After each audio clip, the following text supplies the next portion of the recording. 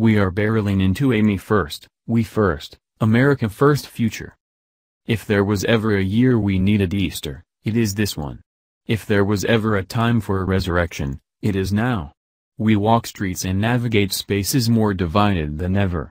A steady series of tremors move along our major fault lines: race, gender, class, immigration status, religion, sexual orientation and more, and we spend our lives bunkered, preparing for the quake that brings it all down.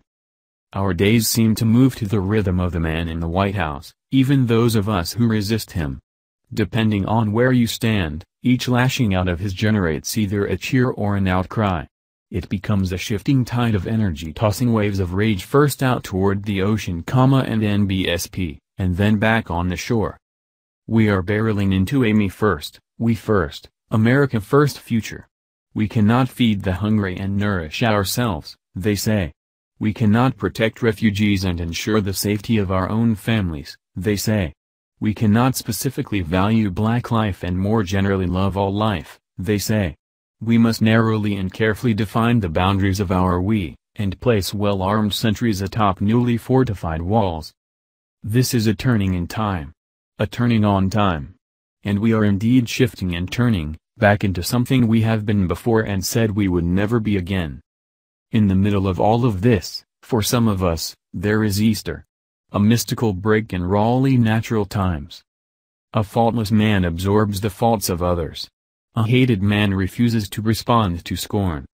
He willingly ascends a cross built for public torture. He sacrifices himself for the good of the world. Through his embrace and defeat of death, he brings others life.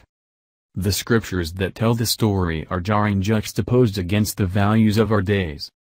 For God so loved the world that he gave his only Son. While we were yet sinners, Christ died for us. One wonders if we can ever be an Easter people. What will provoke a return to grace, what can make us whole again, or perhaps whole for the first time? I don't know what it will take. An election or a disaster. New leadership or cataclysmic loss. The resistance may need to reach its pinnacle, or the man in Washington might need to hit his penitential floor. Or maybe it's not as much about them or him, and instead we will have to take the lead. Maybe we will have to grow so sick of vitriol and bias, cynicism and trolling, anger and war, that we finally do what takes to experience the internal transformation that collectively feels like national atonement. It is a far-off place to imagine. Especially when warships are moving and Moab's exploding, and we're bracing ourselves for the next breaking news report or fiery tweet. But there is no sunshine as hopeful as the one on Sunday morning. There is no day like Resurrection Day to dream. On such a day perhaps we'll catch a glimmer of a different future, bright enough to light a path that helps us get there. And maybe once we see it, we will take a step towards Easter. Easter.